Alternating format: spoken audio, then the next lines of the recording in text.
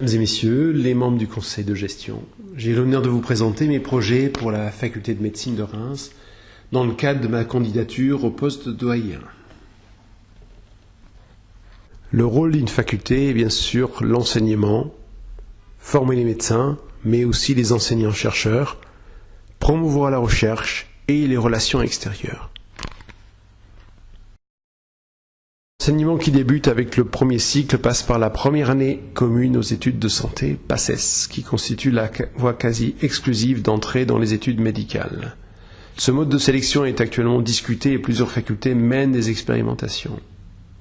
Une réflexion sur cette sélection doit également être conduite à la faculté de Reims, au vu du numerus clausus relativement élevé en comparaison avec d'autres villes de même taille, comme par exemple Nice.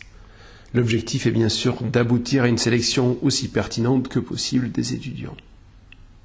Dans la suite, en deuxième et troisième année, l'enseignement a pour objectif de permettre aux étudiants de constituer le socle indispensable à la compréhension de leur métier. Les étudiants ont toujours le sentiment que cette partie prend trop de place dans la formation et les liens avec l'enseignement du deuxième cycle ne sont pas toujours lisibles. Une nouvelle réflexion sur la pertinence et le volume de l'enseignement doit être conduite. Au cours de ces 2 années, il est essentiel que les étudiants disposent de documents de travail qui constitueront la base de leur apprentissage, soit des polycopiés à partir de la renéo-corrigée par l'enseignant, ou de livres de référence. Le cours sera plutôt le lieu d'interactivité avec des outils numériques de type Socrative, utilisés à la faculté de Rennes et permettant une évaluation continue des étudiants. Enfin, il paraît indispensable que les aspects éthiques soient abordés dans ce premier cycle. Essentiellement la relation médecin-patient, mais également les relations avec l'industrie. Dans ce cycle, l'étudiant prend des fonctions hospitalières et la formation s'enrichit d'un apprentissage pratique. La formation théorique reste très importante, ce qui rend ce cycle particulièrement dense. D'où la proposition de décaler encore davantage certaines matières du deuxième cycle vers le premier cycle, afin de mieux équilibrer la répartition de l'enseignement dans le temps. L'apprentissage est basé sur les livres de référence et le cours doit seulement être le lieu d'échange à propos de dossiers cliniques. Là encore, l'utilisation des outils d'évaluation en temps réel ont toute leur place. En posant des questions à choix multiples tout au long du cours avec une réponse quasi instantanée des étudiants, l'enseignant peut adapter son cours en conséquence. L'enseignement de la lecture critique d'articles est à renforcer et mérite la création d'une commission dédiée. Cet enseignement théorique est difficile à concilier avec l'alternance toutes les 6 semaines entre stage et cours. L'idéal serait un enseignement intégré avec un apprentissage à la fois théorique et pratique dans la même discipline au même moment. Dans tous les cas, le système actuel doit être remplacé.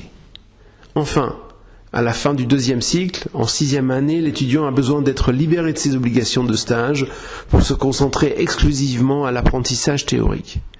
Des solutions existent. Comme dans d'autres facultés, on pourrait démarrer les stages de façon plus précoce, l'été de 3e année, ou travailler temps plein le stage d'été de 6e année. Au cycle, l'étudiant devenu interne entame un véritable parcours professionnalisant. Ici, la formation pratique prend le dessus sur la formation théorique. D'où l'importance d'une bonne organisation du cursus qui se compose de stages successifs de 6 mois. L'objectif de la réforme du 3e cycle est d'optimiser cette organisation. Il sera donc très important de veiller à la bonne application et à la bonne mise en pratique de cette réforme.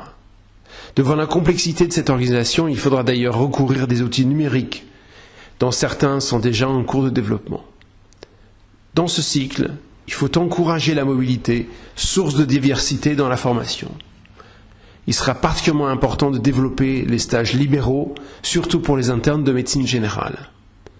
Enfin, pour fidéliser les internes dans la région, il paraît essentiel de proposer des perspectives de carrière claires sans attendre la fin de l'internat. La faculté de médecine doit promouvoir la recherche clinique comme la recherche fondamentale. Le développement des stages de Master 1 permet aux étudiants un premier contact avec la recherche. À un stade plus avancé du cursus, la commission scientifique et prospective pourrait mettre en place des structures supplémentaires pour la promotion de la recherche clinique, en collaboration avec le CHU. accompagner les internes et les jeunes enseignants pour finaliser la publication de leur thèse, afin d'atteindre l'objectif de plus de 50% des thèses publiées. La faculté doit encourager les liens entre les cliniciens et les unités de recherche pour développer la recherche translationnelle. Il faut également développer les collaborations avec les laboratoires des autres composantes de l'université et enfin, il est essentiel de promouvoir les relations avec l'extérieur, que ce soit sur le plan national ou international. Il faut favoriser des stages à l'étranger dès le début des études médicales, mais aussi plus tard dans le cursus d'un interne ou d'un chef de clinique pour initier des collaborations internationales.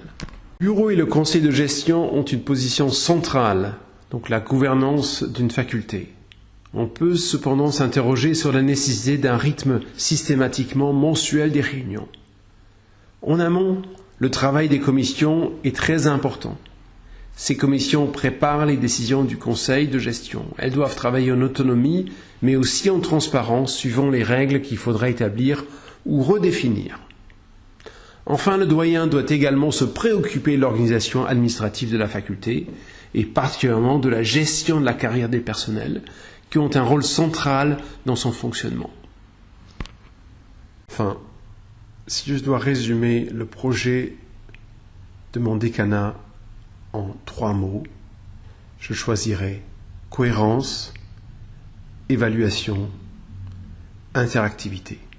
Je vous remercie de votre attention.